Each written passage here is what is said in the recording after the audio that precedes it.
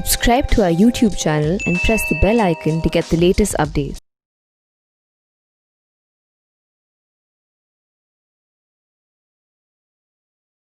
Good morning, good afternoon and good evening. जो भी friends इस लेक्चर को जिस समय भी देख रहे हैं उनको मेरी वो विशेष। फ्रेंड्स, हम लोग ने लास्ट सेशन के अंदर बीआरएस का जो चैप्टर था उसे खत्म किया और इस सेशन के अंदर आज हम लोग क्या स्टार्ट करने वाले हैं, तो वैल्यूएशन ऑफ इन्वेंट्री या फिर सिर्फ इन्वेंट्री भी आप इसे बोल सकते हो। अभी से पहले जितने भी चैप्टर्स हम लोग ने लिए ना, वो सारे चैप्टर्स या तो हमको 11th स्टैंडर्ड में थे या फिर वो चैप्टर्स हमको 12th स्टैंडर्ड में थे। लेकिन ये जो चैप्टर है, इन्वेंट्रीज का जो चैप्टर है, ये ना आपको 11th स्टैंडर्ड में था और ना आपको 12th स्टैंडर्ड में था। ये कंप्लीटली आपके लिए क्या है, एक नया चैप्टर है, बराबर है। अब जो इन्वेंट्री का चैप्टर है ये बहुत इंपॉर्टेंट चैप्टर है। अगर आप मार्क्स डिस्ट्रीब्यूशन वाइज बात करते हो तो इतना ज्यादा इंपॉर्टेंट नहीं है। देखोगे तो मई एंड नवंबर 18 में, मई 18 एंड नवंबर 18 में से इसमें से एक भी क्वेश्चन नहीं पूछा गया और मई 19 और नवंबर 19 में से इसमें से 5 मार्क के हर अटेम्प्ट में एक क्वेश्चन पूछा गया। और नवंबर 19 में जो 5 मार्क का क्वेश्चन पूछा गया ना, वो तो थियरी था। यानी अभी तक के टोटल 4 अटेम्प्ट के अंदर अगर मैं बात करूं तो इन 4 अटेम्प्ट्स के अंदर इंस्टीट्यूट ने अभी तक आज तक एक ही क्वेश्चन इन्वेंट्री का पूछा है। बट इसका मतलब ये नहीं है कि इस चैप्टर को आप कम अहमियत दो।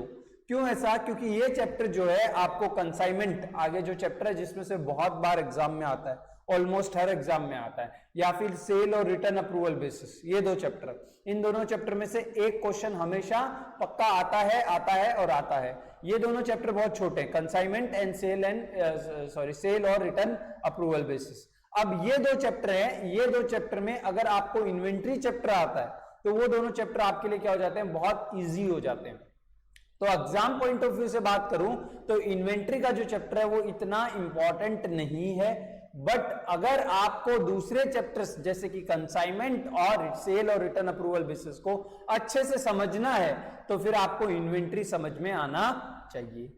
समझ में आता कि नहीं आता है? तो इसके लिए जो इन्वेंट्री है इसको आपको सीरियसली पढ़ना है।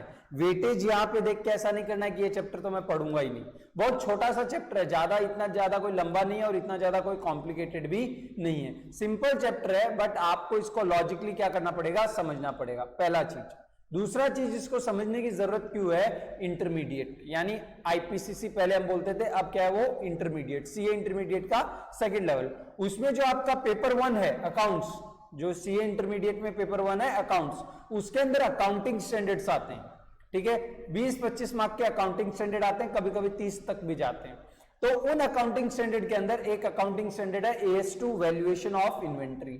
बेसिकली ये चैप्टर उन्हीं लाइंस में है, यानी वैल्यूएशन ऑफ इन्वेंट्री का जो अकाउंटिंग स्टैंडर्ड है उस पे ही ये चैप्टर क्या है, बेस्ड है। तो अगर आपको ये चैप्टर यहां पे समझ में आ गया तो कहना ही से कि आपको सीए इंटर के अंदर जो वैल्यूएशन ऑफ इन्वेंट्री है उसमें ज्यादा तकलीफ नहीं आएगा। मालूम पड़ता है कि नहीं पड़ता है सबको? चलें आगे। ओके, देखो यहां पे सबसे पहले मैं इस चैप्टर को 2 पार्ट में बांट देता हूं। कितने पार्ट में बांट देता हूं? 2 पार्ट में।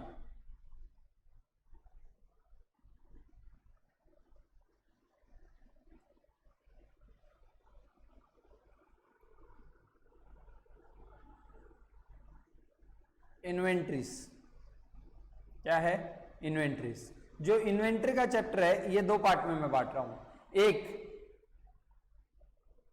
तो प्रैक्टिकल क्वेश्चंस, ठीक है, यानी जो क्वेश्चंस आते हैं वो सारे क्वेश्चंस आ जाएंगे यहां पे। ठीक है, और दूसरा अकाउंटिंग स्टैंडर्ड 2। अकाउंटिंग स्टैंडर्ड 2 को आप थियरी नहीं बोल सकते क्योंकि कोई भी अकाउंटिंग स्टैंडर्ड आपका थियरी नहीं है, सारे के सारे अकाउंटिंग स्टैंडर्ड्स प्रैक्टिकल हैं आपके लिए। ठीक है, बट इनमें आपको लॉजिक के बेस पे ज्यादा चलना पड़ता है, इसके लिए मैं इसको डिफरेंटली बाइफरकेट कर रहा हूं। ये क्या है, वैल्यूएशन ऑफ इन्वेंट्री। तो हमारा चैप्टर 2 पार्ट में डिवाइड है। हम लोग क्या करेंगे, एक बार प्रैक्टिकल क्वेश्चंस पढ़ेंगे और फिर AS2 यानी वैल्यूएशन ऑफ इन्वेंट्री पढ़ेंगे। अब AS2 है ना, हम लोग पूरा नहीं पढ़ेंगे, इसमें पार्शियल पढ़ेंगे, यानी जितना हमें फाउंडेशन में जरूरत है AS2 का सिर्फ उतना ही AS2 पढ़ेंगे। मैं पूरा AS2 आपको नहीं पढ़ाऊंगा। ऑलमोस्ट 70% का अकाउंटिंग स्टैंडर्ड 2 है, 70% अकाउंटिंग स्टैंडर्ड 2 आपको पढ़ा दूंगा यहाँ पे।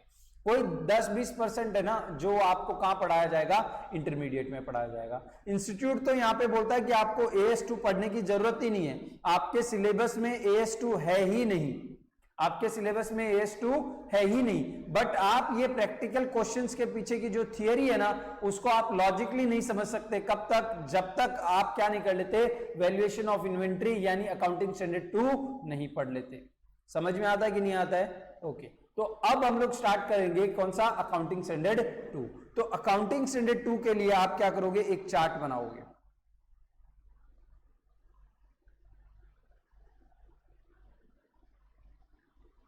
AS2 बराबर है, अकाउंटिंग स्टैंडर्ड को शॉर्ट में क्या बोलते हैं, AS बोलते हैं। ठीक है, अब AS2 का नाम क्या है, तो AS2 का नाम है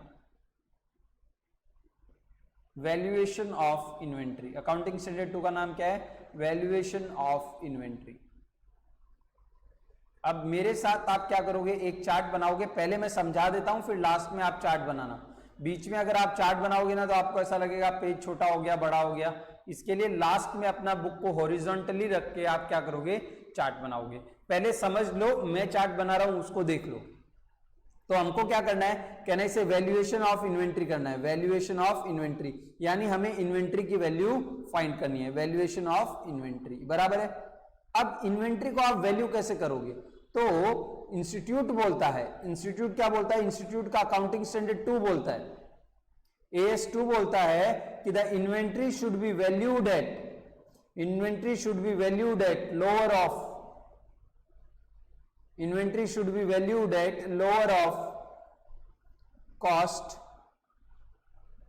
लोअर ऑफ कॉस्ट और मार्केट वैल्यू। कॉस्ट और मार्केट वैल्यू दोनों में से जो कम होगा उस पे आप क्या करोगे, इन्वेंट्री को वैल्यू करोगे। समझ में आता है कि नहीं आता है? यानी अगर कॉस्ट, लेट सपोज कि आपको एक एग्जांपल देता हूं कि लेट सपोज कि कोई इन्वेंट्री है, उसकी कॉस्ट जो है वो 5,000 रुपए, कितनी है, 5,000 रुपए, और उसकी मार्केट वैल्यू जो है वो कितनी है, वो 4,000 रुपए। तो बताओ इस इन्वेंट्री की वैल्यू कितनी हुई, तो इस इन्वेंट्री की वैल्यू हुई 4,000। क्यों ऐसा, क्योंकि कॉस्ट और मार्केट वैल्यू में से कम कौन सा है, मार्केट वैल्यू। दूसरा एग्जांपल लो जिसमें कॉस्ट जो है आपकी 5,000 है और मार्केट वैल्यू जो है आपकी वो 6,000 है। तो इस केस में वैल्यू ऑफ इन्वेंट्री क्या होगा, इस केस में वैल्यू ऑफ इन्वेंट्री होगा 5,000। क्यों ऐसा, क्योंकि इस केस में कॉस्ट और मार्केट वैल्यू में से कम कौन सा है, कॉस्ट कम है। समझ में आता है कि नहीं आता, विच एवर इज लोअर, कौन सा लोअर है, कॉस्ट इज लोअर। मालूम पड़ता है कि नहीं पड़ता है, यस। अब आगे देखो, कहना ही से यहां पे लोअर ऑफ कॉस्ट और market value, lower of cost और मार्केट वैल्यू, यानी कॉस्ट और मार्केट वैल्यू में से दोनों में से जो कम है उस पे हम लोग क्या करेंगे, हमारी इन्वेंट्री को वैल्यू करेंगे। मालूम पड़ता है कि नहीं पड़ता है, ओके। अब ये क्यों कर रहे हैं हम लोग, ऐसा क्यों कर रहे हैं कि भाई कॉस्ट और मार्केट वैल्यू दोनों में से जो कम होगा उसको चूज करेंगे। ये इसलिए कर रहे हैं, याद आता है मैंने आपको बताया था कि हर चीज में कोई ना कोई सिद्धांत होते हैं, कोई ना कोई प्रिंसिपल्स होते हैं। जैसे ह्यूमन लाइफ के प्रिंसिपल क्या है, ह्यूमन लाइफ के प्रिंसिपल है कि भाई सच बोलो, क्या करो, सच बोलो, ऑलवेज टेल द ट्रूथ, ठीक है, नो वायलेंस, आया ना।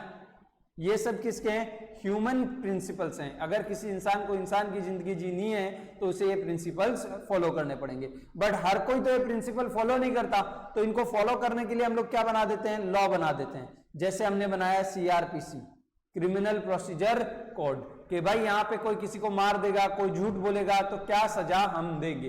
वो कहां लिखा है, हम लोग ने CRPC में लिखा है। वैसे ही अकाउंट्स के अंदर भी बहुत सारे अकाउंटिंग प्रिंसिपल्स हम लोग ने क्या किए थे, पढ़े थे, जिसमें से एक प्रिंसिपल था हमारा कंजर्वेटिज्म। कौन सा प्रिंसिपल था, कंजर्वेटिज्म। अब कंजर्वेटिज्म में हम लोग ये बोलते थे कि भाई the inventory should be valued at cost, sorry conservatism concept में हम लोग ये बोलते थे कि the future losses shall be booked, यानी फ्यूचर के जो लॉस हैं वो तो आप लिख लो, लेकिन फ्यूचर के कोई गेन आप बुक मत करो। यानी फ्यूचर में कोई लॉस होने वाले हैं उनको आज ही अपनी बुक्स में लिख डालो कि हाँ हमें लॉस हो गया है, लेकिन फ्यूचर के जो गेन हुए हैं उनको अपनी बुक्स में मत रिकॉर्ड करो कि आपको गेन हुआ है। ये कौन बोलता था, ये हमें बोलता था कंजर्वेटिज्म कॉन्सेप्ट, कि फ्यूचर के लॉसेस को ले लो लेकिन फ्यूचर के गेन्स को मत लो। आया ना? यस। अब कंजर्वेटिज्म कॉन्सेप्ट को फॉलो करवाने के लिए हमें क्या बनाना पड़ेगा? लॉ बनाना पड़ेगा। अब कंजर्वेटिज्म कॉन्सेप्ट को बनाने के लिए हम लोग ने लॉ नहीं रूल बनाया, और उन रूल का नाम हम लोग ने रख दिया अकाउंटिंग स्टैंडर्ड। क्या रख दिया? Accounting standard. बहुत सारे अकाउंटिंग स्टैंडर्ड हैं जो कंजर्वेटिज्म का लॉ फॉलो करवाते हैं, उनमें से एक है AS2। कौन सा है? Accounting standard 2। तो देखो यहां पे, अब ये दोनों केस को वापस देखो। कहने से इस केस में मेरी इन्वेंट्री कितने की है? मैंने खरीदी कितने में? कॉस्ट कितनी है? 5000, और ये मार्केट में जाके बिकेगी कितने की? 4000 की। तो कहने से मुझे 1000 का लॉस हो रहा है, आया ना? फ्यूचर में मुझे कितने का? बेच नहीं रहा हूं, अभी तक बेचा नहीं है, फ्यूचर में बेचूंगा। बट मार्केट वैल्यू क्या है? आज के दिन पे मार्केट वैल्यू 4000 है। तो देख के ऐसा लगता है कि 5 में खरीदा था, 4 में बेचूंगा, 1000 का लॉस होगा। तो कंजर्वेटिज्म कॉन्सेप्ट क्या बोलता है कि फ्यूचर के लॉसेस को आज ही लिख लो। तो आपने अपने इन्वेंट्री की वैल्यू कितने से कम कर दी? 1000 रुपीज से कम करके आपने बोला मेरी इन्वेंट्री की वैल्यू कितनी है? 4000 है। कहने से जो लॉस आज नहीं, आपको फ्यूचर में जब बेचोगे तब होगा, उसको कहने से आज ही आपने कम कर लिया कि नहीं कर लिया अपनी इन्वेंट्री की वैल्यू करके? यस। तो कहने से आपने इस केस में लॉसेस बुक कर लिए, फ्यूचर के लॉसेस आज बुक कर लिए। लेकिन ये वाला केस देखो, इस वाले केस में कहने से इन्वेंट्री आपकी कितनी है? कहने से कॉस्ट 5000 में खरीदा था, और इसकी आज के दिन पे आज इसे बेचोगे तो कितने मिलेगा? 6000 पे। आज बेच नहीं रहे हम लोग, आज इसकी मार्केट वैल्यू कितनी है? आज के टाइम पे इसकी मार्केट वैल्यू 6000 है। समझ में आता है कि नहीं आता है? कहने से फ्यूचर में मुझे 1000 का फायदा होगा कि नहीं होगा? प्रॉफिट होगा कि नहीं होगा? गेन होगा कि नहीं होगा? यस। बट मुझे ये गेन बुक नहीं करने दे रहा है इंस्टीट्यूट, और इंस्टीट्यूट बोलता है कॉस्ट और market value whichever is lower. तो कहने से लोअर क्या है? कॉस्ट। यस और नो? लोअर क्या है? कॉस्ट। तो कहने से 5000 में खरीदा था, और आज कितने का दिखा रहा हूं? 5 का ही दिखा रहा हूं। तो कहने से फ्यूचर में जो 1000 रुपए का गेन होने वाला मुझे इसे 6000 में बेच के, उसमें मैं आज इसको वैल्यू नहीं कर रहा हूं। जब बिकेगा ना तब प्रॉफिट बुक करूंगा, जब तक नहीं बिकता है तब तक इसका प्रॉफिट मैं बुक नहीं करूंगा। तो बेसिकली द कॉस्ट और मार्केट वैल्यू, इंस्टीट्यूट तो क्या है? इंस्टीट्यूट तो एक रूल बता रहा है। क्या रूल बता रहा है? कि inventory should be valued at cost और market value whichever is lower. लेकिन इंस्टीट्यूट ने ये रूल क्यों बनाया है? इंस्टीट्यूट ने ये रूल इसलिए बनाया है ताकि हमसे इंस्टीट्यूट क्या फॉलो करवा सके? कंजर्वेटिज्म का कॉन्सेप्ट फॉलो करवा सके। समझ में आता है कि नहीं आता? इतना कॉन्सेप्ट सबको समझ में आया? ओके।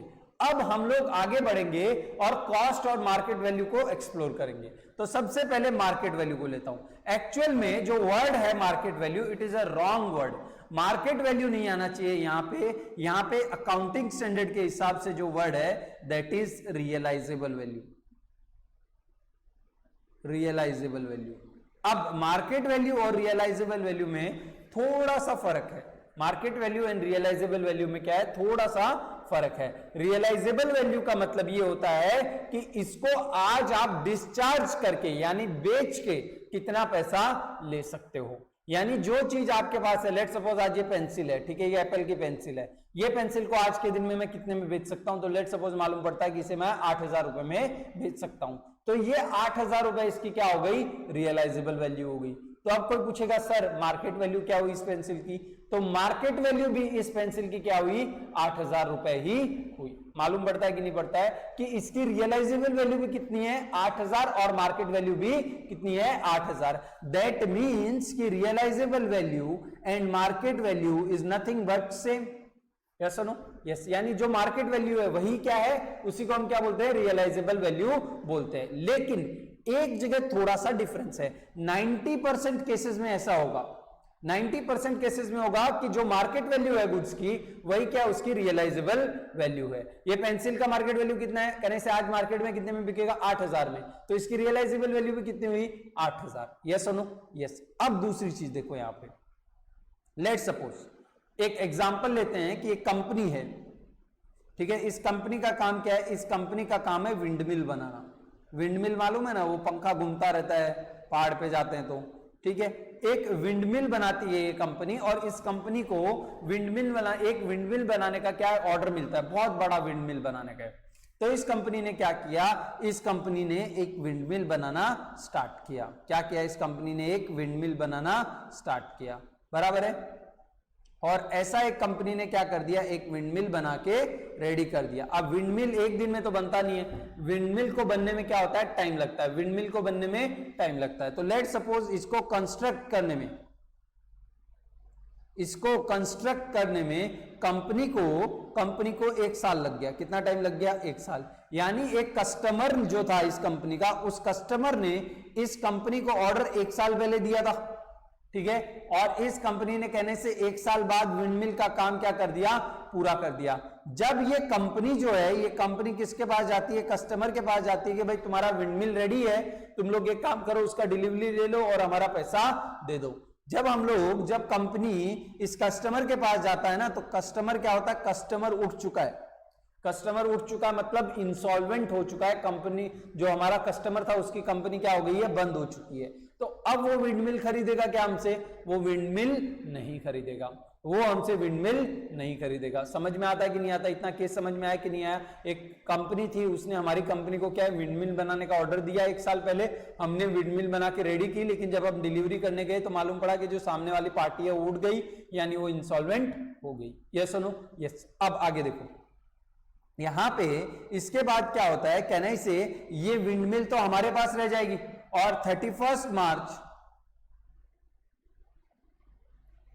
2018 को हमें क्या करना है? इस विंडमिल को वैल्यू करना है। इस विंडमिल को क्या करना है? हमें वैल्यू करना है। तो लेट सपोज इस विंडमिल को बनाने के लिए हमारा खर्चा कितना आया? 100 करोड़ रुपए का खर्चा आया। Cost is 100 crore. अब इस विंडमिल की मार्केट वैल्यू क्या है? और कहने से मार्केट वैल्यू आप कैसे निकालोगे? कहने से सामान को मार्केट में लेके जाओगे और पूछोगे भाई कितने में खरीदोगे तुम लोग, ठीक है। मार्केट बोलता है कि इसको हम 50 करोड़ में खरीदेंगे, 100 करोड़ में खरीदेंगे, 200 करोड़ में खरीदेंगे। कहने से जो भी अमाउंट बोलेगा वो क्या हो जाएगी? इस चीज की मार्केट वैल्यू हो जाएगी। वो इस चीज की क्या हो जाएगी? मार्केट वैल्यू हो जाएगी। यस सुनो, यस। लेकिन इस केस में कहने से कि ये जो विंडमिल है ये बहुत बड़ा एक एसेट है, और विंडमिल कोई ऐसा चीनी नहीं है, ठीक है। विंडमिल कोई शैंपू की बोतल नहीं है जिसको आप मार्केट में जाके बेच सकते हो, बराबर है। अगर ये विंडमिल इस कस्टमर के लिए बनी है तो इस कस्टमर की रिक्वायरमेंट जो होगी, इस कस्टमर को जहां पे इंस्टॉल करना होगा वहां पे कितनी तेज हवा आती है, कितनी हाइट पे है, कितना पावर जनरेट करना है, ये सारी चीजें दिमाग में रख के बनाया गया होगा।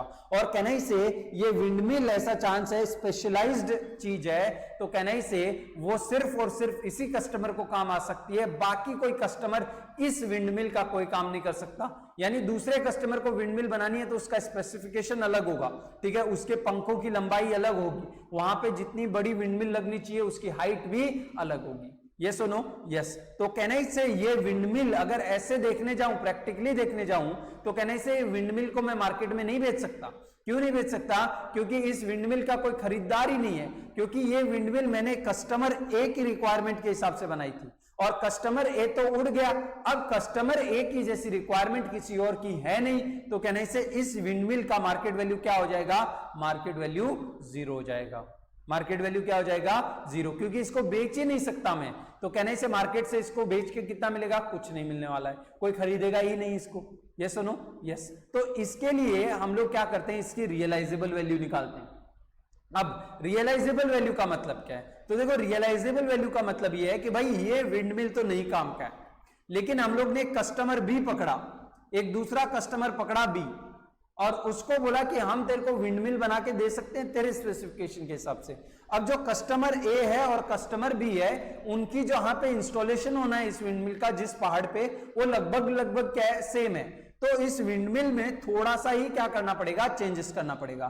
तो कंपनी को, जो ये है कौन? मिस्टर बी है, ये कंपनी को क्या बोलता है? ये कंपनी को बोलता है, देखो, ये कंपनी को क्या बोलता है? ये कंपनी को बोलता है, देखो, कि ये विंडमिल में क्या है? 3 पार्ट हैं। कितने पार्ट हैं? 3, मुझे 4 चाहिए, तो इसको हम लोग क्या करेंगे? 4 पार्ट बना के देंगे, ठीक है। और ये बोलता है कि मेरे को पंख भी कितने चाहिए इस विंडमिल के? 4 पंख चाहिए, तो इसको हम लोग क्या करेंगे? विंडमिल के 4 पंख बना के देंगे। तो कहने से हमने जो काम किया है उसमें कहने से हमें एक बॉक्स और ऐड करना है और एक पंखा और ऐड करना है। यस और नो? यस। कहने से उसके बाद ये विंडमिल बिक जाएगा कि नहीं बिक जाएगा? यस। और ये कस्टमर बोलता है कि इस विंडमिल का मैं आपको कितना दे दूंगा? इस विंडमिल का मैं आपको दे दूंगा लेट से 150 करोड़ रुपया दे दूंगा। कितना दे दूंगा? 150 करोड़। तो कहने से जो मॉडिफाइड विंडमिल है,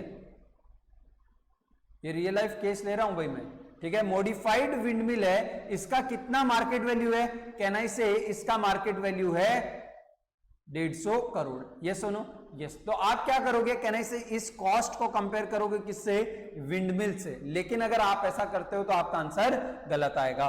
क्यों गलत आएगा, क्योंकि ये कॉस्ट तो कहने से कॉस्ट तो 3 बॉक्स वाले 3 बॉक्स वाले विंडमिल की है, यानी इसकी। यस सुनो, यस। और कहने से ये जो मार्केट वैल्यू है ये 4 बॉक्स वाले विंडमिल की है, 1 2 3 एंड 4। Yes no, yes. तो कहने से ये 3 बॉक्स वाले विंडमिल की कॉस्ट को आप कंपेयर कर रहे हो किससे, 4 बॉक्स वाले मॉडिफाइड विंडमिल के साथ। कहने से गलत है कि नहीं है, यस। तो आपको क्या करना पड़ेगा, आपको निकालना पड़ेगा रियलाइजेबल वैल्यू,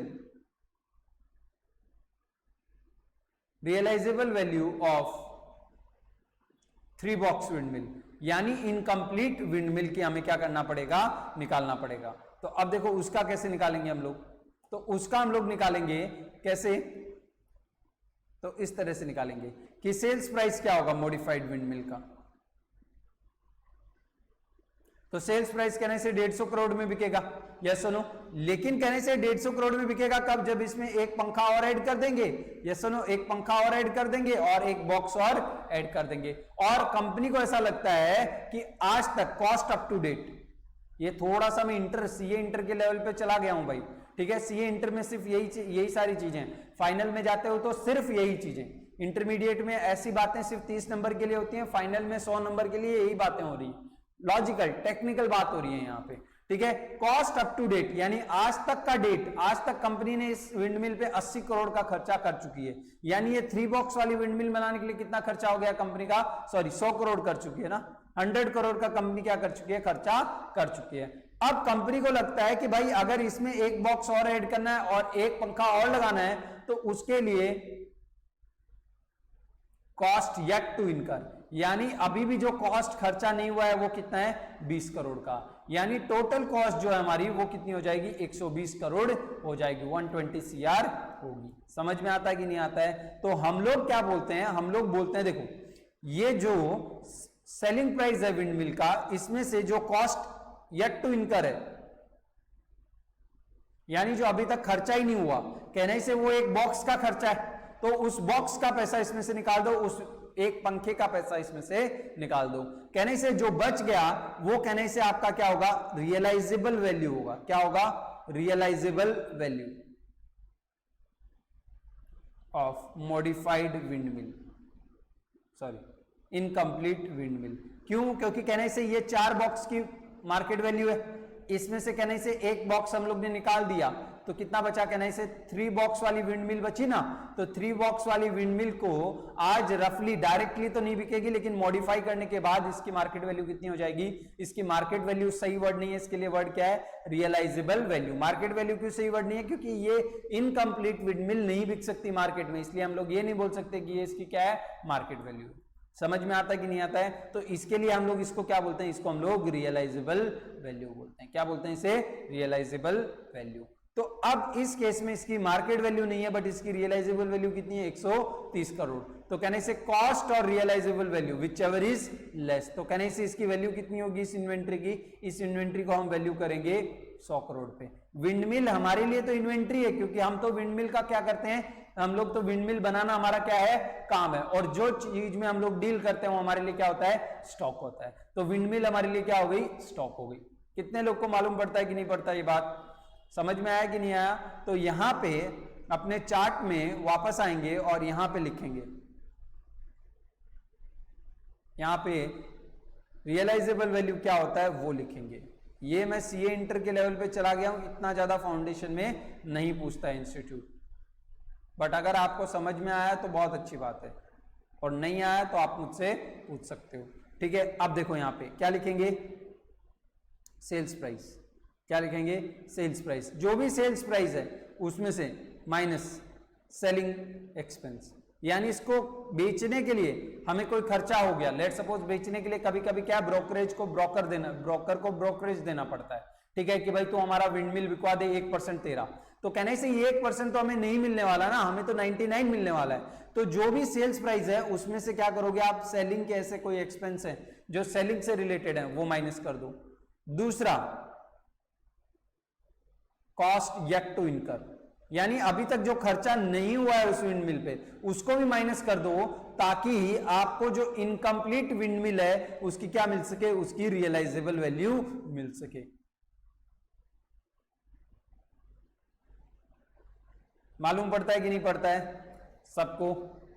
समझ में आया कि नहीं आया? तो कहने से मैं सेल्स प्राइस में से क्या कर रहा हूं, सेल्स प्राइस में से मैं माइनस करूंगा किसको, कॉस्ट येट टू इनकर को, एंड उसके बाद मुझे एंड सेलिंग एक्सपेंस को, उसके बाद मुझे क्या मिलेगा, उसके बाद मुझे रियलाइजेबल वैल्यू मिल जाएगा। मालूम पड़ता है? आगे चले। ओके, ये तो हो गया रियलाइजेबल वैल्यू। रियलाइजेबल वैल्यू इतना ही है बस, ठीक है। अब हम लोग आगे बढ़ेंगे और किसकी तरफ, कॉस्ट की तरफ। अब how do you calculate the cost? तो हमारे पास यहां पे दो प्रॉब्लम्स आती हैं, ठीक है। हमारे पास कितनी प्रॉब्लम्स आती हैं, दो प्रॉब्लम्स आती हैं। एक तो how do you calculate the cost, ठीक है। तो कॉस्ट कैलकुलेशन में हमारे पास देयर आर टू प्रॉब्लम्स, ठीक है। एक कैलकुलेशन ऑफ रेट और कॉस्ट, कैलकुलेशन ऑफ रेट और कॉस्ट, और एक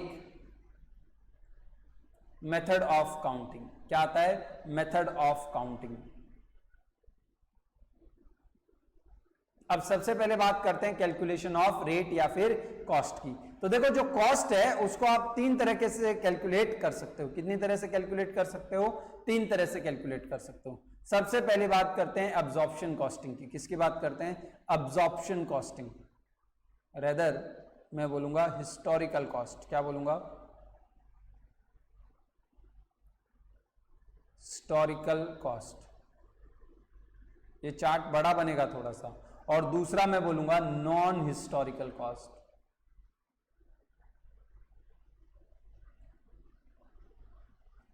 हिस्टोरिकल कॉस्ट मतलब क्या, तो हिस्टोरिकल कॉस्ट का मतलब ये होता है कि cost will be calculated, cost will be calculated based on actual amount incurred to bring the inventory या फिर स्टॉक, आप कोई भी वर्ड यूज कर सकते हो, inventory is a better word, inventory to its present location and condition. अब इसका मतलब क्या होता है, प्रेजेंट लोकेशन एंड कंडीशन, यानी इन्वेंट्री को तैयार करने तक, इन्वेंट्री को उसकी फॉर्म में, फाइनल फॉर्म में, जहां से हम लोग उसको यूज करना चाहते हैं उस फॉर्म में लाने तक, प्रेजेंट कंडीशन एंड लोकेशन तक लाने तक जो भी खर्चा होता है वो सारा का सारा खर्चा उसकी कॉस्ट में क्या करना चाहिए, आपको ऐड करना चाहिए। एग्जाम्पल लेते हैं, लेट सपोज एग्जाम्पल लेते हैं, एग्जाम्पल लेते हैं कि मैंने लंदन से, मैंने क्या किया, लंदन से लेट सपोज परचेस किया, परचेस प्राइस मैंने लेट सपोज 1 पाउंड, ठीक है, 1 पाउंड, 60 पाउंड का 10 पाउंड्स लेते हैं, कैलकुलेशन इजी होगा।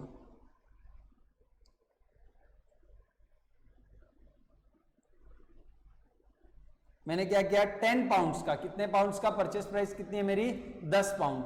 10 पाउंड्स का मैंने यहां पे क्या किया, 10 पाउंड्स का मैंने एक, लेट सपोज कि मैं वहां से क्या खरीदता हूं, प्लास्टिक खरीदता हूं। क्या खरीदता हूं, प्लास्टिक का दाना खरीदता हूं। तो मैंने वहां से 10 पाउंड के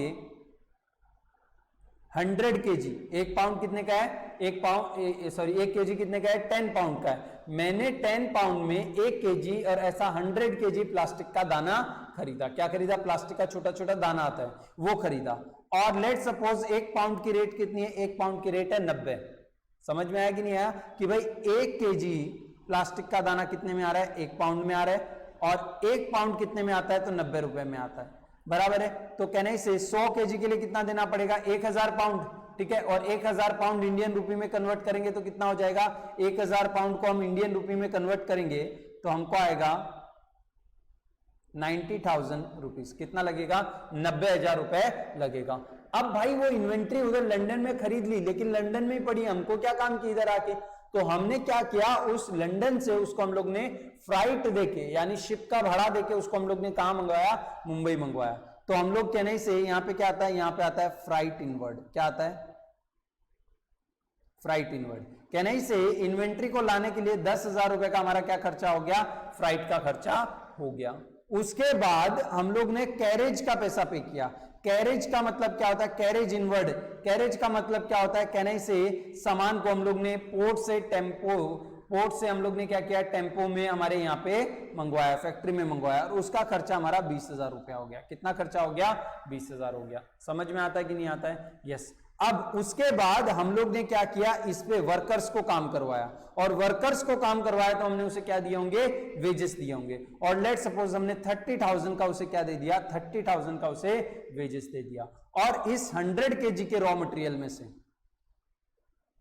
100 kg के दाने में से हमने क्या बनाया? लेट सपोज कि हम लोग ने 100 kg का, रेदर हम लोग लेट सपोज ये प्लास्टिक के दाने मंगाते हैं और इससे प्लास्टिक के कप्स बनाते हैं। क्या बनाते हैं? प्लास्टिक के कप्स। तो 100 kg से हम लोग ने 1500 कप्स बनाए। कितने कप्स बनाए?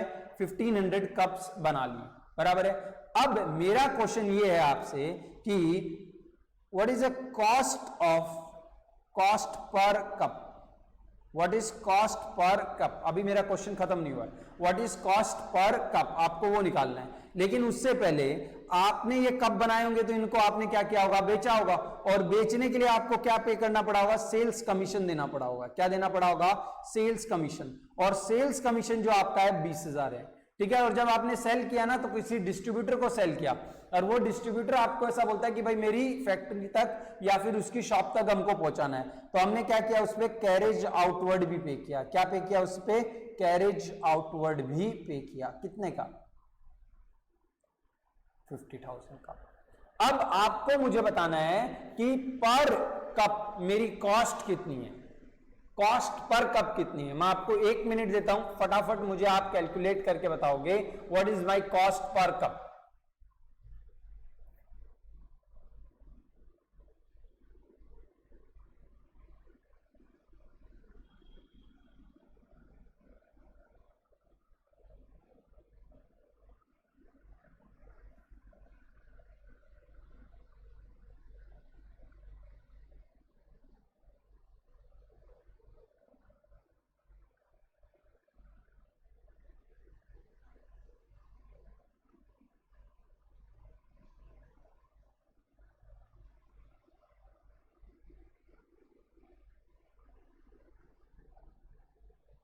ओके, हो गया।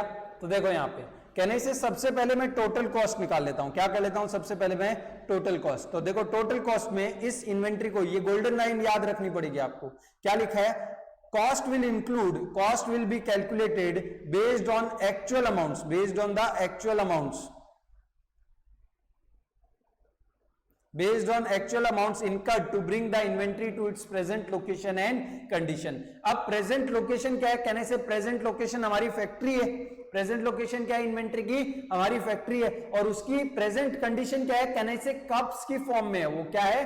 कप्स की फॉर्म में। तो कप्स की फॉर्म में लाने तक का जितना भी खर्चा है वो उसकी कॉस्ट में आएगा, उसके बाद का खर्चा नहीं आएगा। तो देखो यहां पे बताओ, आपको देख के बताना है। परचेस प्राइस, क्या ये परचेस का खर्चा इन्वेंट्री को इसकी प्रेजेंट कंडीशन और लोकेशन में लाने के लिए जरूरी था क्या? यस। क्यों जरूरी था? क्योंकि भाई अगर हम लोग ये खर्चा नहीं करेंगे तो कहने से हमारे पास रॉ मटेरियल नहीं आएगा। रॉ मटेरियल नहीं आएगा तो कब कैसे बनेगा? यस और नो? तो it was necessary to bring the inventory to its present condition and location. दूसरा, फ्राइट इनवर्ड। फ्राइट इनवर्ड मतलब क्या? London to India. कहने से लंदन टू इंडिया के बिना, ये खर्चे के बिना क्या इन्वेंट्री इसकी प्रेजेंट कंडीशन या लोकेशन में आ सकती थी? The answer is no. कहने से जब तक रॉ मटेरियल इधर नहीं आएगा तो कहने से वो इंडिया में लोकेशन पे नहीं पहुंचेगा, और कहने से लोकेशन पे नहीं पहुंचेगा तो हम रॉ मटेरियल को फिनिश गुड में कन्वर्ट नहीं कर पाएंगे। तो ना ये अपनी प्रेजेंट लोकेशन पे आ पाता, ना अपनी प्रेजेंट कंडीशन पे आ पाता। तो यस, ये आएगा। यानी नेक्स्ट क्या है? Carriage inward. कैरेज इनवर्ड भी आएगा। क्यों? क्योंकि भाई अगर पोर्ट पे ही रॉ मटेरियल पड़ा रहा तो हम उसको फिनिश गुड में कैसे कन्वर्ट करेंगे? तो कहने से इसको इसकी प्रेजेंट कंडीशन और लोकेशन में लाने के लिए कैरेज इनवर्ड का खर्चा करना जरूरी था। उसके अलावा वेजेस, अब बताओ वेजेस के बिना क्या रॉ मटेरियल अपनी प्रेजेंट कंडीशन और लोकेशन में आ जाता? नहीं आ सकता था। वेजेस किसको देते हैं? वेजेस वर्कर को दिया जाता है, और अगर वर्कर जो है वो फैक्ट्री में आके काम नहीं करेगा तो भाई आपका जो प्लास्टिक का दाना है वो कप में कैसे कन्वर्ट होगा? जो आपका प्लास्टिक है वो कप में कन्वर्ट नहीं होगा। तो कहने से ये खर्चा हमें इन्वेंट्री को इसकी प्रेजेंट कंडीशन और लोकेशन पे लाने के लिए करना ही पड़ेगा। तो ये आ जाएगा यस, बराबर है। ये क्या आ जाएगा आपका? यस। उसके बाद सेल्स कमीशन। बताओ सेल्स के कमीशन के बिना क्या इन्वेंट्री इसकी प्रेजेंट लोकेशन और कंडीशन में आ सकती है? अगर हम सेल्समैन को कमीशन नहीं देंगे तो क्या रॉ मटेरियल फिनिश गुड में बन के हमारी फैक्ट्री में रेडी नहीं रहेगा क्या? भाई सेल्स नहीं होगी बट सामान तो क्या होगा? रेडी होगा। तो कहना से this expense is not required to bring the inventory to its present condition and location. बेचने के लिए जरूरी है, बट हमने यहां पे क्या बात किया? Cost incurred to bring the inventory to its present condition and location. और कहने से इन्वेंट्री का मतलब ही क्या होता है? Unsold goods. इन्वेंट्री का मतलब क्या होता है? Unsold goods. भाई अनसोल्ड गुड पे सेल्स कमीशन कैसे लग सकता है? समझ में आता है कि नहीं आता? नेक्स्ट है कैरेज आउटवर्ड। कैरेज आउटवर्ड का मतलब क्या? यहां से हमने कस्टमर के घर तक सामान पहुंचाया। यहां से हमने क्या किया है? कस्टमर के घर तक सामान या कस्टमर की शॉप तक सामान पहुंचाया। तो अगर हम ऐसा कर रहे हैं तो कहने से अगर हम कस्टमर के वहां तक फाइनल गुड्स नहीं पहुंचाएंगे तो हमारे फाइनल गुड्स बनेंगे नहीं क्या?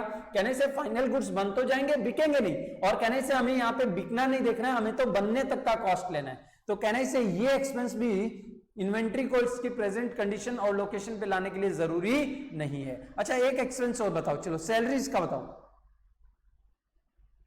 सैलरीज 30,000 ये आएगा कि नहीं आएगा? सैलरीज। तो आंसर इज नो। क्यों नहीं आएगा? क्योंकि भाई सैलरी किसको दिया जाता है? सैलरी एम्प्लॉय को दिया जाता है। और एम्प्लॉय कहां पे काम करता है? ऑफिस में काम करता है, फैक्ट्री में काम नहीं करता है। तो एम्प्लॉय का डायरेक्ट कोई कंट्रीब्यूशन नहीं है। अगर एम्प्लॉय एक दिन दो दिन नहीं आया तो हमारा जो इन्वेंट्री है वो फाइनल गुड्स में कन्वर्ट नहीं होगा, ऐसा नहीं है। कहने से फाइनल गुड्स में कन्वर्ट तो वर्कर कर रहा है, वर्कर का आना कंपलसरी है। अगर हमारा सैलरी जो एम्प्लॉय है वो 2-4 दिन नहीं आया तो चलेगा। ऐसे तो ये सारे एक्सपेंसेस जरूरी है भाई, लेकिन डायरेक्टली नहीं रिलेटेड है। हमको क्या देखना है? डायरेक्टली जो एक्सपेंस हमारी इन्वेंट्री को रेडी करने के लिए जरूरी हो, सिर्फ वही को हम उन्हीं को हम क्या करेंगे? कॉस्ट ऑफ इन्वेंट्री में इंक्लूड करेंगे। तो टोटल कॉस्ट हमारी कितनी हुई? तो कहने से टोटल कॉस्ट हुई 90,000 प्लस 10,000 फ्राइट इनवर्ड का, प्लस 20,000 कैरेज इनवर्ड का, प्लस 30,000 वेजेस का। यस और नो? तो कहने से टोटल जो हो गया वो टोटल हो गया 1,50,000। कितना हो गया? 1.5 लाख रुपए टोटल कॉस्ट मेरा क्या हो गया? कप्स का हो गया। बट कैन आई से this is total cost of 1500 cups. Yes और नो? मुझे चाहिए कॉस्ट पर कप। मुझे क्या चाहिए? Cost per cup. तो कहना ही से 1.5 लाख रुपया, यस और नो? सॉरी 15 लाख लिख दिया मैंने। 1.5 लाख रुपया मेरा खर्चा हुआ है। कितना रुपया खर्चा हुआ है? 1.5 लाख रुपया मेरा खर्चा हुआ है। कितने कप पे? 1500 कप पे। तो बताओ एक कप पे कितना खर्चा होगा? कहने से यहां पे कट करूंगा तो 0 0 कट, 0 0 कट, 15 1 जा, 1500 जा। Yes no? तो कहना से एक कॉस्ट का कीमत कितना है? एक कप का कीमत कितना है? एक कप का कीमत है, एक कप का कॉस्ट है 100 रुपीज। कितना कॉस्ट है? 100 रुपीज। अब लेट सपोज हमने कितने कप्स बनाए थे? 1500 कप्स बनाए थे। कितने कप्स बनाए थे? 1500 कप्स बनाए थे। इन कप में से 1300 कप, हमने 1300 कप को 200 रुपए के हिसाब से हमने उसको कितने में बेच दिया? लेट सपोज 2,60,000 में बेच दिया। कितने में बेच दिया? 2,60,000 में बेच दिया। कहने से सेल्स प्राइस तो कॉस्ट से ज्यादा ही होगी ना। जितने में खरीदा है, जितने में बना है, उतने में थोड़ी ना बेचेंगे। कहने से ज्यादा में बेचेंगे। अगर 100 रुपए में सामान बना तो हम कितने में बेचेंगे? उसको 100 से ज्यादा में बेचेंगे। तो हमने कितने में बेच दिया? उसको 100 में बेच दिया, 200 में बेच दिया। अब सामान बच कितना गया? अनसोल्ड कितना है? तो कहने से आपका अनसोल्ड इन्वेंट्री जो है वो है आपका 200। तो आपकी कॉस्ट ऑफ इन्वेंट्री कितनी होगी? तो कहने से आपकी कॉस्ट ऑफ इन्वेंट्री होगी 200 यूनिट्स। और एक कप का कितना? 100 रुपए कॉस्ट है ना, आपने अभी निकाला। तो आपकी कॉस्ट ऑफ इन्वेंट्री हो गई 20,000 रुपए। कितनी हो गई आपकी cost of inventory?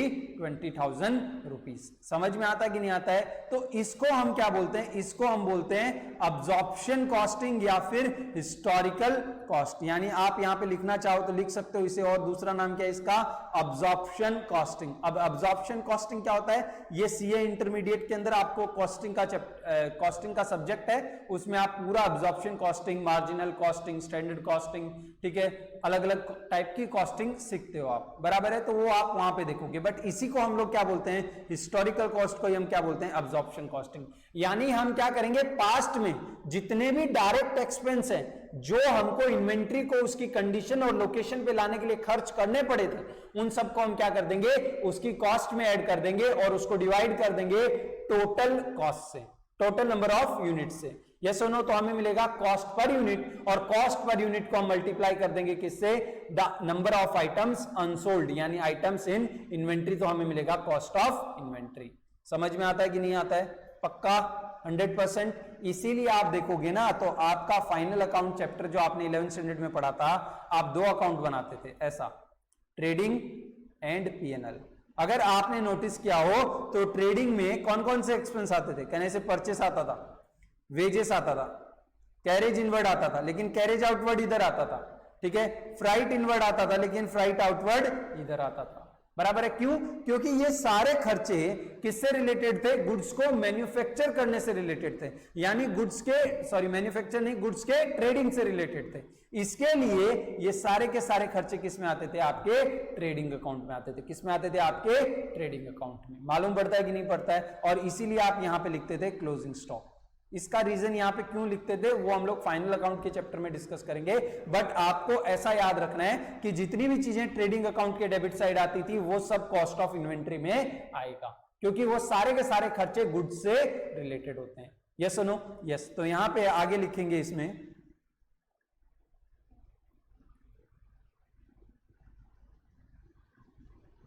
Cost of inventory is equal to, sorry, cost per unit of inventory, यानी अगर इन्वेंट्री केजी है तो कॉस्ट पर केजी, अगर इन्वेंट्री मीटर में है तो कॉस्ट पर मीटर, ऐसा। आयन है, ठीक है, आयन रोड्स हैं, वो सब मीटर्स में रहते हैं, तो आप उसको कॉस्ट पर मीटर निकालोगे। कैसे निकालेंगे, total cost incurred directly, directly जो वर्ड है ये बहुत इंपॉर्टेंट है। ऐसे तो कहने से हर सामान, हर खर्चा जो बिजनेस में होता है वो सामान के रिलेटेड ही होता है, बिजनेस के रिलेटेड ही होता है, लेकिन हमें सिर्फ वो एक्सपेंस लेते हैं जो डायरेक्टली रिलेटेड है। Directly related to bring inventory to its present location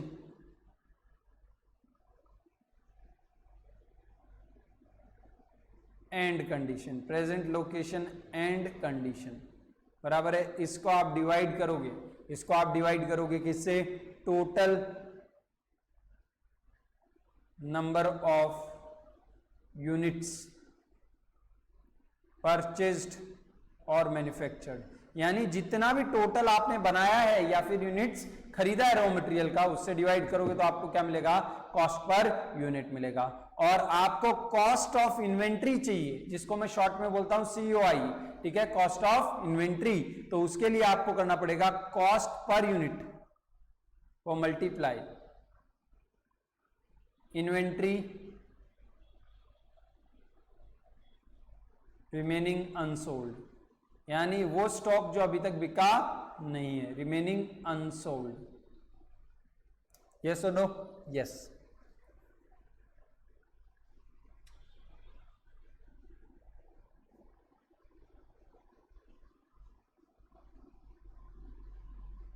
मालूम पड़ता है कि नहीं पड़ता है, हिस्टोरिकल कॉस्ट का मतलब क्या हुआ, ठीक है। अब आगे बढ़ते हैं नॉन हिस्टोरिकल कॉस्ट पे। अब नॉन हिस्टोरिकल कॉस्ट मतलब क्या, तो there are two other methods to find the cost, there are two other methods to find the cost. एक को हम बोलते हैं स्टैंडर्ड कॉस्ट मेथड, क्या बोलते हैं, स्टैंडर्ड कॉस्ट मेथड। ये भी आपका क्या है, कॉस्टिंग का चैप्टर है, जिसको आप कहां पढ़ोगे, इसको आप पढ़ोगे सीए इंटरमीडिएट के अंदर, कॉस्टिंग के लेक्चर्स के अंदर।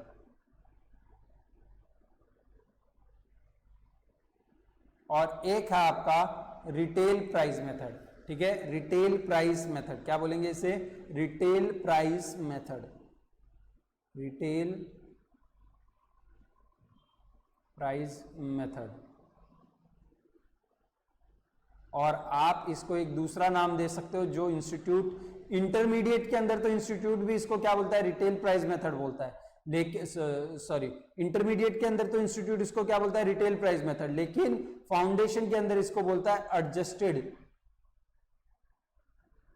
Selling price method, adjusted selling price method. अब ये दोनों मेथड क्या होती हैं वो देखते हैं, बराबर है। अब सबसे पहले देखो यहाँ पे कहने से हमें क्या फाइंड करना है? कॉस्ट फाइंड करना है। हमें क्या फाइंड करना है? कॉस्ट फाइंड करना है। तो इंस्टीट्यूट क्या बोलता है? देखो, इंस्टीट्यूट बोलता है कि हर बिजनेस को मालूम रहता है कि वो एक अंदाजे से बता सकता है वो कितना % प्रॉफिट कमा रहा है, यानी सेल्स में वो कितना % प्रॉफिट कमा रहा है। ठीक है, जैसे कि अगर मैं बात करूं, मैं अगर कोचिंग क्लास का बात करूं तो मैं बोल सकता हूं कि मैं 30% प्रॉफिट कमाता हूं मेरी जो भी सेल है। एग्जांपल के तौर पे कि अगर कोई स्टूडेंट मुझे 10,000 रुपए फीस देता है, कितना फीस देता है? 10,000 रुपए, तो उसमें मैं प्रॉफिट कितना कमाता हूं? मैं 3,000 रुपए, यानी 30% मैं क्या करता हूं? प्रॉफिट कमाता हूं। यानी बाकी 7,000 क्या हो गया मेरा? बाकी 7,000 मेरा क्या हो गया? कॉस्ट हो गया। क्या हो गया?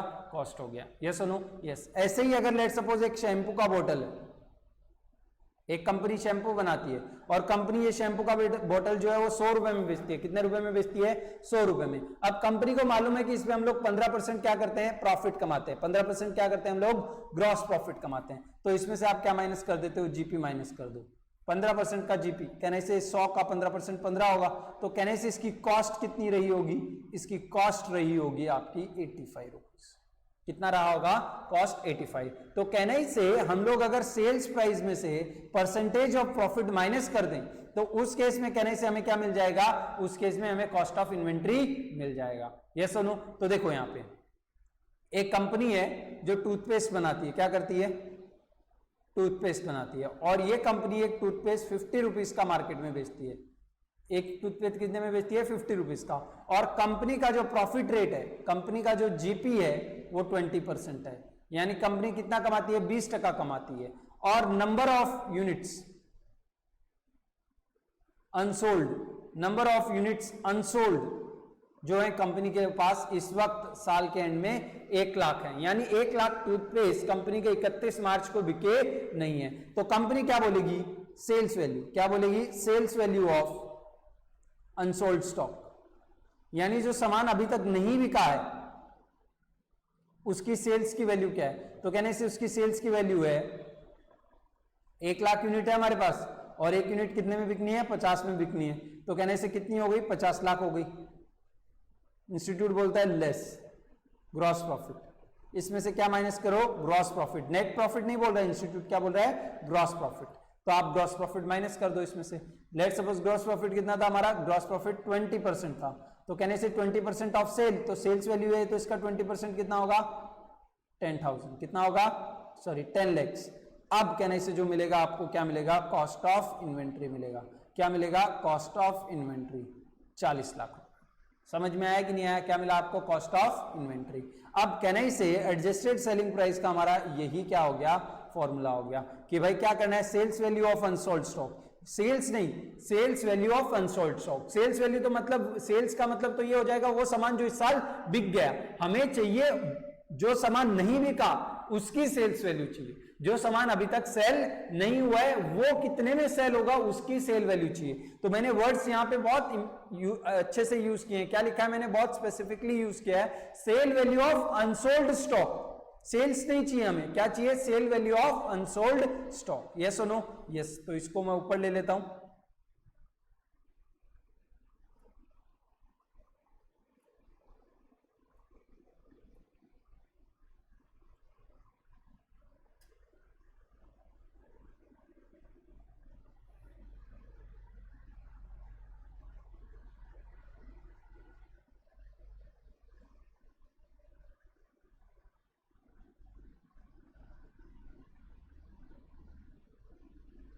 बराबर है।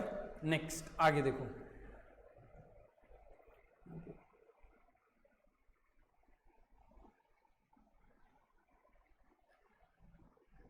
ठीक है। अब स्टैंडर्ड कॉस्ट का मतलब क्या होता है? तो स्टैंडर्ड कॉस्ट में क्या होता है कि हर कंपनी साल खत्म होने से पहले क्या करती है, हर कंपनी साल खत्म होने से पहले एक स्टैंडर्ड कॉस्ट निकालती है कि भाई चलो हमको एक शैम्पू की बोतल बनानी है, क्या करना है, हमें एक शैम्पू का बोतल बनाना है। तो कंपनी एक स्टैंडर्ड निकालती है कि भाई इतने में बन जानी चाहिए। तो कंपनी अपना स्टैंडर्ड सेट करती है कि देखो इस बोतल को बनाने के लिए हमें केमिकल्स चाहिए होंगे। तो एक बोतल पर बोतल बना रही है कंपनी, क्या करिए, एक बोतल की कॉस्ट स्टैंडर्ड कॉस्ट निकाल रही है। तो कंपनी बोलती है 10 रुपए का केमिकल लग जाएगा। फिर कंपनी बोलती है कि इसमें फ्राइट भी लगेगा, बाहर के देश से केमिकल आना है, तो पर बोतल में जितना केमिकल यूज होगा उस पे जो फ्राइट लगेगा वो 5 रुपए का आपको क्या लग जाएगा, ट्रांसपोर्टेशन का खर्चा लग जाएगा। फिर बोले कि इसमें लेबर काम करेगा तो वेजेस भी देना पड़ेगा, और वेजेस कितना देना पड़ेगा, लेट सपोज 20 रुपीज वेजेस देना पड़ेगा, ठीक है। उसके बाद लेट सपोज पावर, कंपनी चलेगी तो मशीन में इलेक्ट्रिसिटी लगेगी, उसे हम पावर बोलते हैं। इलेक्ट्रिसिटी ऑफिस को बोलते हैं, कंपनी में जो लगता है उसे हम लोग पावर बोलते हैं। तो लेट सपोज 20 रुपीज का पावर लग जाएगा, बराबर है। उसके बाद कंपनी बोलती है कि इसको रेडी करने के लिए हमें कैरेज इनवर्ड भी भरना पड़ेगा। क्या भरना पड़ेगा, कैरेज इनवर्ड। तो कंपनी बोलती है 15 रुपए का कैरेज इनवर्ड हो गया। तो कंपनी ने ऐसा करके एक टोटल अपना क्या बनाया, स्टैंडर्ड कॉस्ट बनाया। अब कंपनी हर साल शुरुआत होने से पहले अपना ऐसा प्लानिंग कर लेती है, इसमें कितना हुआ, 40 प्लस 30 70 रुपया। कंपनी के हिसाब से उनका शैम्पू का बोतल कितने में बन जाना चाहिए, 70 रुपए में बन जाना चाहिए। तो अपने जो मैनेजर्स होते हैं ना कंपनी के, प्रोडक्शन मैनेजर, उनके लिए ये स्टैंडर्ड होता है। इसीलिए इस मेथड का नाम क्या है, स्टैंडर्ड कॉस्ट, कि भाई ये स्टैंडर्ड है, इससे कम में बनाना है, इससे ऊपर नहीं जाना चाहिए। ये एक स्टैंडर्ड है, कितने में बन जाता है, समझ में आ रहा है कि नहीं आ रहा है। कॉस्ट के लिए एक स्टैंडर्ड सेट कर देते कि 70 रुपए में ये क्वालिटी का शैम्पू बन जाता है। अब मैनेजर की जिम्मेदारी है कि इस कॉस्ट के अंदर अंदर बनाते हैं, ठीक है। और फिर रियल लाइफ का जो एक्चुअल में जो बनाते हैं, एक्चुअल रिजल्ट्स आते हैं, लेट सपोज ये 12 में आ गया, ये 3 में आ गया, ये 17 में आ गया, ये 18 रुपए में आया, और ये 13 रुपए में आया। फिर कंपनी क्या करती है, कंपेयर करती है, और कंपेयर करके मैनेजर से पूछती है कि भाई ये कॉस्ट कम या ज्यादा क्यों हुआ। कम हुआ तो मैनेजर को शाबाशी मिलता है, और अगर ज्यादा हुआ तो मैनेजर को डांट पड़ती है, ठीक है। और फिर कंपनी देखती है कि इसको कैसे सुधारा जा सकता है। तो इसको कंपनी क्या करती है, एक स्टैंडर्ड कॉस्ट सेट कर देती है। तो कहने से जब आपकी साल चालू हुई थी, आपने कहने से इन्वेंट्री के लिए क्या किया होगा, आपने इन्वेंट्री के लिए एक स्टैंडर्ड तो सेट किया होगा ना, आया ना। इन्वेंट्री के लिए क्या किया होगा, एक स्टैंडर्ड सेट किया होगा कि भाई ये सामान इतने में हम लोग को क्या कर देना है, बना देना है। यस और नो, यस। अब अगर आपने स्टैंडर्ड कॉस्ट सेट कर दी है पर यूनिट के हिसाब से, ठीक है, कहना से जो इन्वेंट्री नहीं बिकी, inventory is unsold,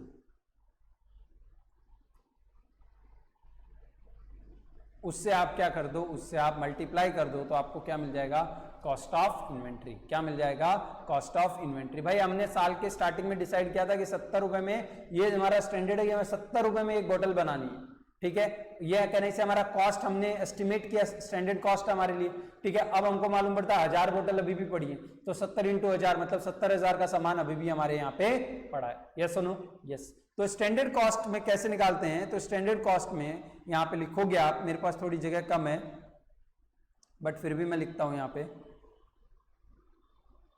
cost of inventory is equal to inventory unsold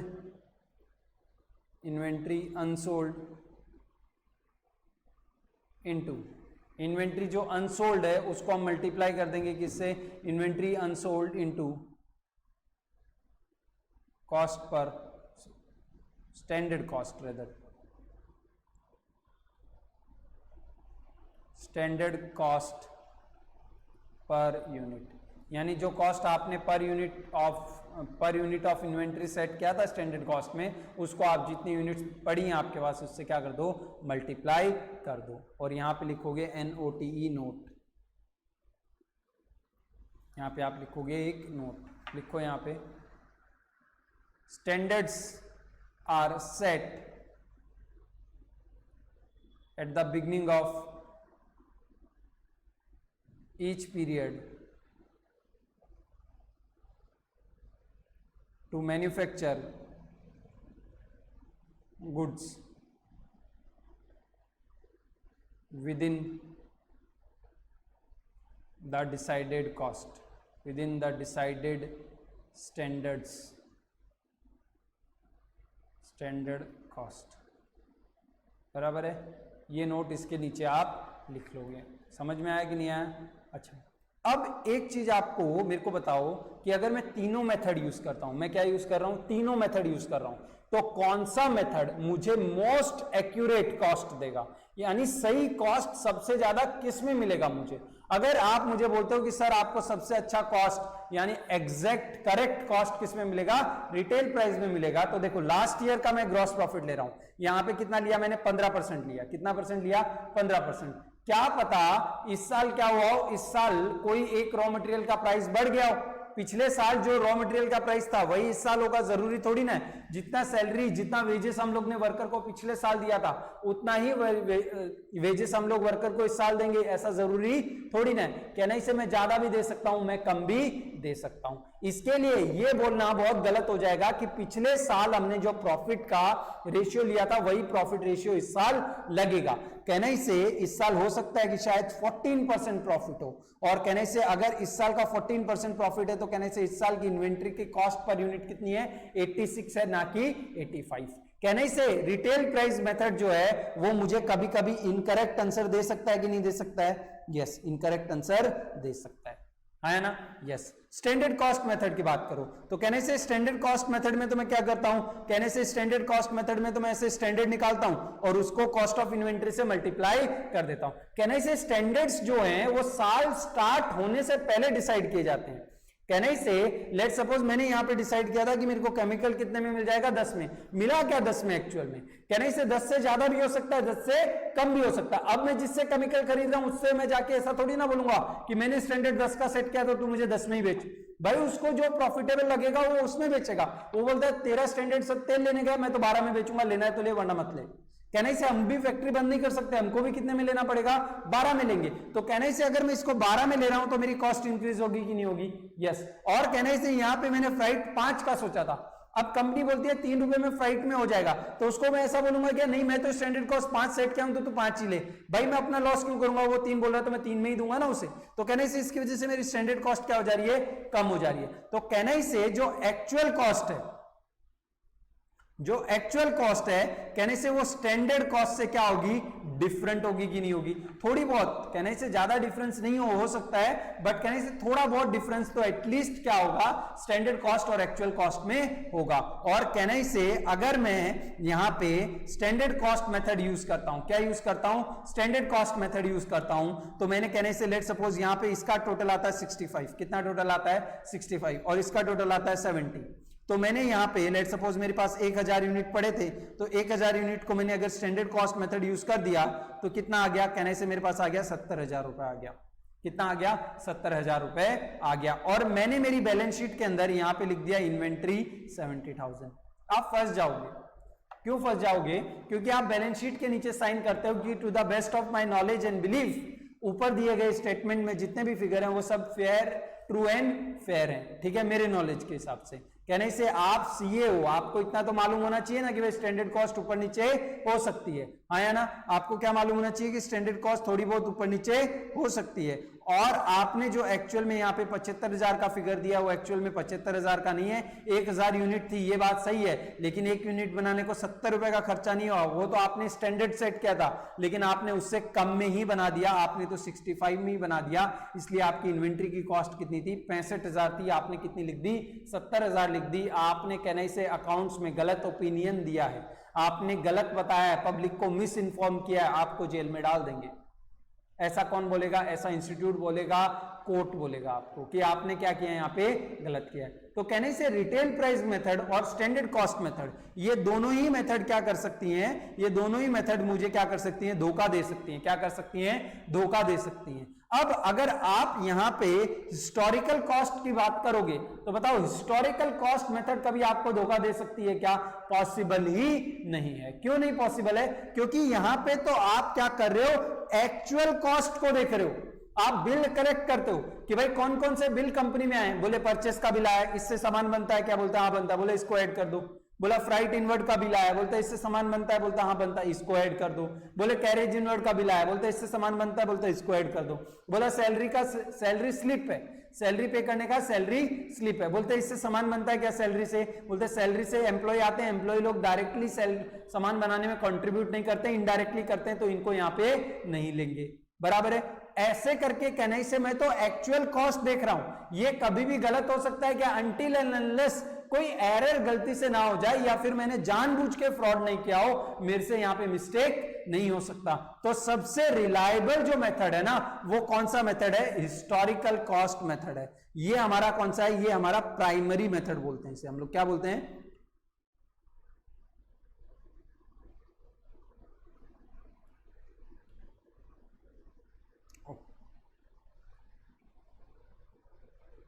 primary method. क्या बोलेंगे इसे हम लोग, प्राइमरी मेथड। क्या बोलेंगे, प्राइमरी मेथड, यानी सबसे पहले हम लोग ये मेथड यूज करेंगे।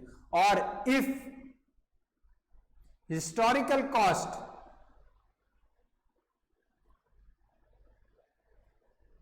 Method cannot be used, cannot be used, then use the other two, then use the other two।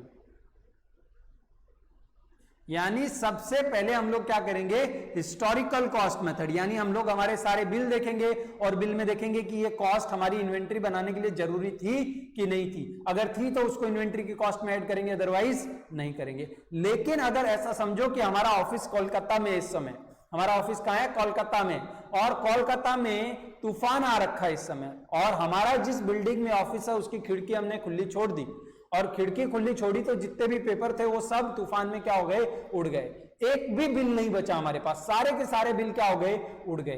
अब बताओ आप बिल देख देख के टोटल कॉस्ट आप ऐड कर सकते हो क्या, कहने से बिल ही नहीं है तो कॉस्ट कहां से ऐड करें, यस और नो। तो कहने से ऐसे बहुत सारे सिचुएशंस आ सकते हैं। इनकम टैक्स आप डिपार्टमेंट आपके सारी बुक्स उठा ले गया, सारे बिल उठा ले गया, आपके यहाँ पे रेड हो गई, तो आपके पास बिल नहीं है, आप कॉस्ट कैसे कैलकुलेट करोगे। आपके इधर तूफान आ गया, क्या आ गया, आपके इधर तूफान आ गया, आपकी कंपनी सीरिया में ऑफिस है आपकी कंपनी का, वहां तेल निकालती है आपकी कंपनी, अब सीरिया में युद्ध चल रहा है, लड़ाई चल रही है, तो आप लड़ाई के बीच में वहां पे चेक करने जाओगे क्या बिल, नहीं जा सकते। तो जब ऐसी सिचुएशन आ जाए जहां पे आप अब्जॉर्प्शन कॉस्टिंग को क्या नहीं कर पाओ, यूज नहीं कर पाओ, हम जिस ऑफिस में हमारे सारे डॉक्यूमेंट रखते थे ऑफिस में आग लग गई, सारे के सारे डॉक्यूमेंट क्या हो गए, जल गए, अब हम लोग अब्जॉर्प्शन कॉस्टिंग यूज नहीं कर सकते।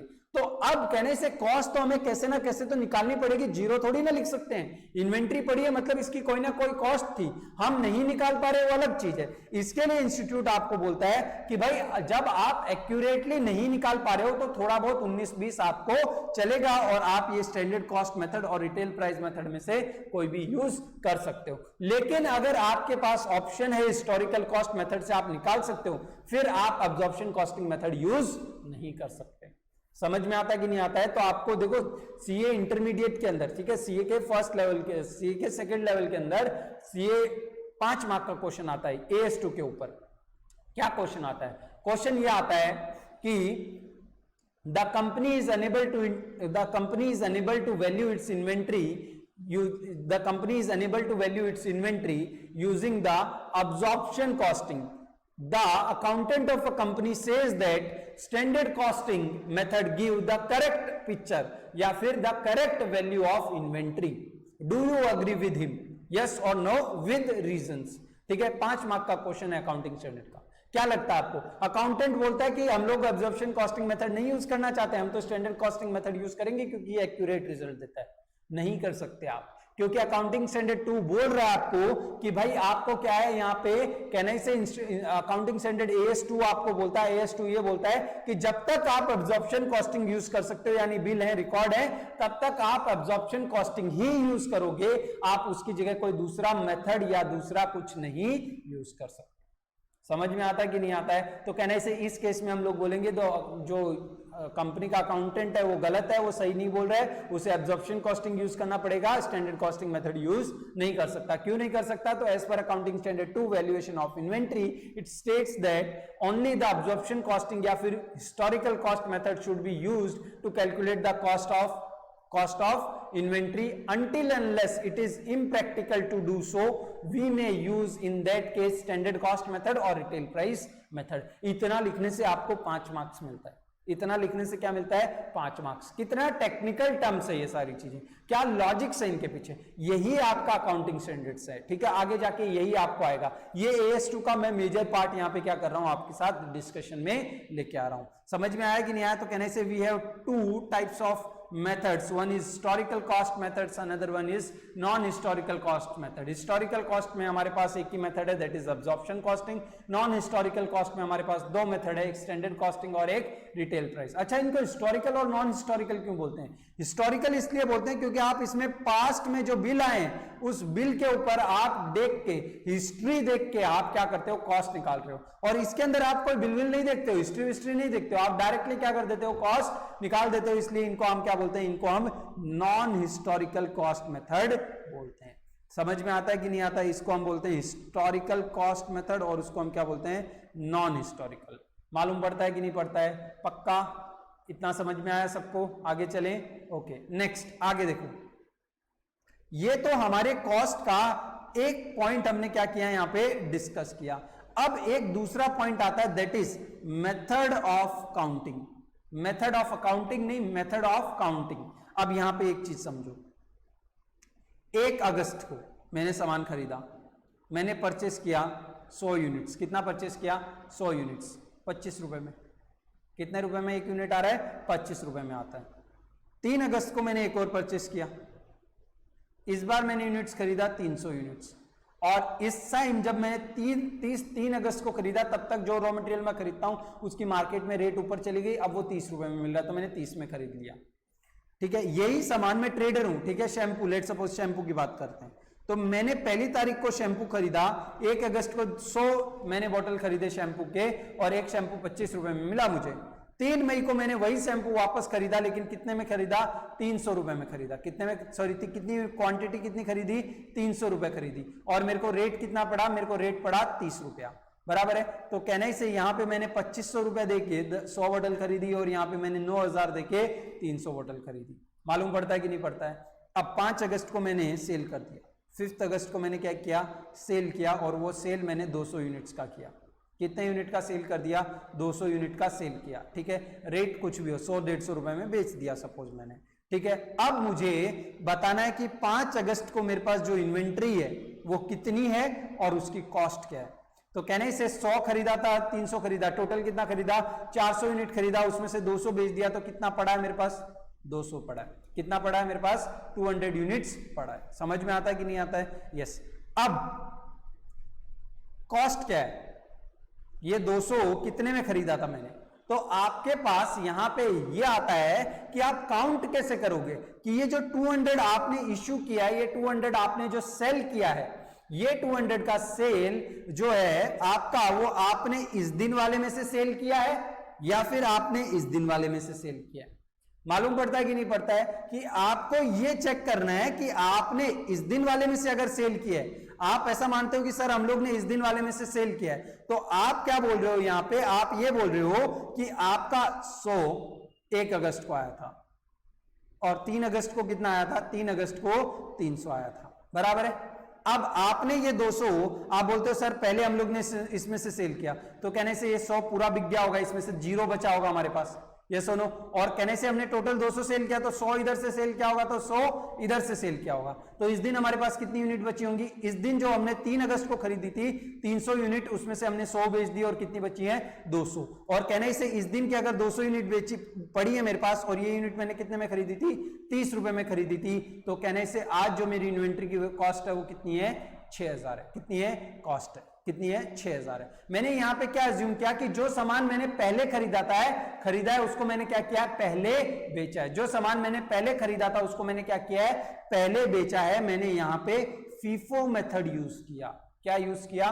फीफो मेथड, यानी फर्स्ट इन फर्स्ट आउट, यानी जो सबसे पहले खरीदे जाएगा वो सबसे पहले बेचा जाएगा. What ever is purchase first is sold first. यहाँ पे 1 तारीख का सामान सबसे पहले खरीदा था ना, 1 तारीख पहले आता है, तो इस दिन 100 पहले खरीदा है, तो कोई भी सेल होगी ना वो सबसे पहले इनमें से बेचूंगा, फिर उसके बाद कुछ और कमी पड़ेगी तो अगली तारीख में से बेचूंगा। एक दूसरा मेथड मेरे पास और है, दैट इज लिफो मेथड। कौन सा है मेरे पास? LIFO method. अब लिफो मेथड में क्या होता है? लिफो मेथड में ऐसा होता है कि भाई देखो 1 अगस्त को आपने 100 खरीदे थे, 3 अगस्त को आपने 300 खरीदे थे, अब आपने बेचे ना, क्या किया आपने, कितना बेचा है? 200। तो लिफो का मतलब होता है लास्ट इन फर्स्ट आउट, यानी जो सबसे लास्ट में मैंने खरीदा है इसको सबसे पहले बेचूंगा। तो कहने से हमने 5th को सेल किया, कितना यूनिट? 200 यूनिट। तो ये 200 यूनिट हमने कहां से सेल किया होगा? लास्ट इन, सबसे लास्ट में कौन सा है? कहने से 3 तारीख का सामान सबसे लास्ट में खरीदा, तो इसमें से मैंने बेचा, तो इसमें से मैंने 200 यूनिट्स बेच दिए। कितना यूनिट इसमें से बच गया? 100। और कहने से इसमें से तो कुछ बेचा ही नहीं, तो ये तो पूरा 100 बच गया मेरे पास। तो यहां पे देखो, कहने से इसको कितने में खरीदा था? 25 में खरीदा था। यस और नो? यस। तो कहने से इसका कॉस्ट 2500 आएगा, और इसको मैंने कितने में खरीदा था? 3000 में, 30 में खरीदा था, तो कहने से इसका कॉस्ट आएगा 3000। तो ये टोटल हो गया हमारा 5500। तो देखो मैंने यहाँ पे काउंटिंग का मेथड चेंज करके, मैंने क्या किया है यहाँ पे? काउंटिंग का मेथड चेंज कर दिया। क्या कर दिया मैंने? काउंटिंग का मेथड चेंज कर दिया। मैंने फीफो और लीफो, यानी अगर मैं ऐसा मानता हूं कि पहले जो सामान खरीदा वो पहले जाएगा, तो मेरा कॉस्ट ऑफ इन्वेंट्री अलग आ रहा है। और अगर मैं ऐसा मानता हूं कि मेरा जो सामान मैंने लास्ट में खरीदा वो पहले जाएगा, तो मेरा कॉस्ट ऑफ इन्वेंट्री कितना आ रहा है? 5500 आ रहा है। समझ में आता है कि नहीं आता है? पक्का समझ में आया सबको? तो कहने से ऐसे हमको काउंटिंग का इश्यू आता है। किसका इश्यू आता है? काउंटिंग का, कि भाई पहले कौन सा सामान बिका वो भी हमें क्या करना पड़ेगा? आप कैलकुलेट करना पड़ेगा। ये कॉस्ट तो हमें कैलकुलेट करनी आ गई। अब इसके साथ हमें यह भी देखना पड़ेगा कि पहले हमारा सामान 1 तारीख वाला बिका है कि 3 तारीख वाला बिका है। मालूम पड़ता है कि नहीं पड़ता है? यस। अब मेरे पास यहां पे देखो जगह नहीं है, तो मैं थोड़ा छोटा लिखूंगा, बराबर है? I will write bit small.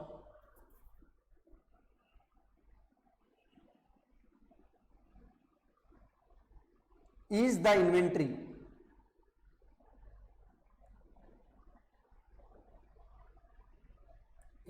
Inventory separately identifiable?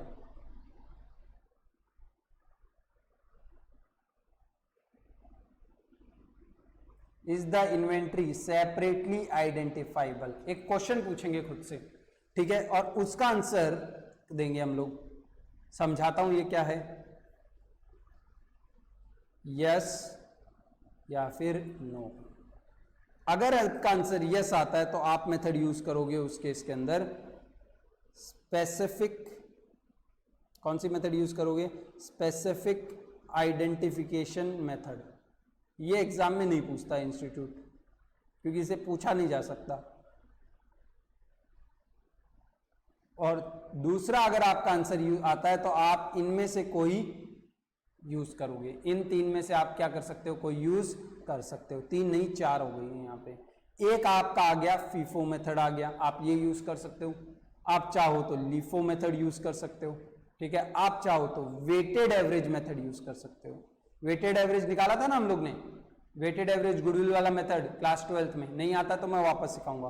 Weighted average या फिर आप सिंपल एवरेज यूज कर सकते हो, बराबर है। लेकिन यहां पे एक प्रॉब्लम ये है हमारे पास, NOTE note, simple average and LIFO cannot be used in practical, in real life as per AS2, as per accounting standard 2। क्या लिखा है यहाँ पे कि भाई हमारे पास ऐसे तो 4 मेथड हैं, एक लिफो है, एक फीफो है, एक वेटेड एवरेज है, एक सिंपल मेथड सिंपल एवरेज है। लेकिन इसमें से सिंपल एवरेज और लिफो जो है ना वो अकाउंटिंग स्टैंडर्ड 2 बोलता है कोई नहीं यूज करेगा इनको। सबको मना कर रखा है, बोलते हैं ऐसा कर सकते हैं लेकिन हम नहीं अलाउ कर रहे हैं आपको ऐसा यूज करने को।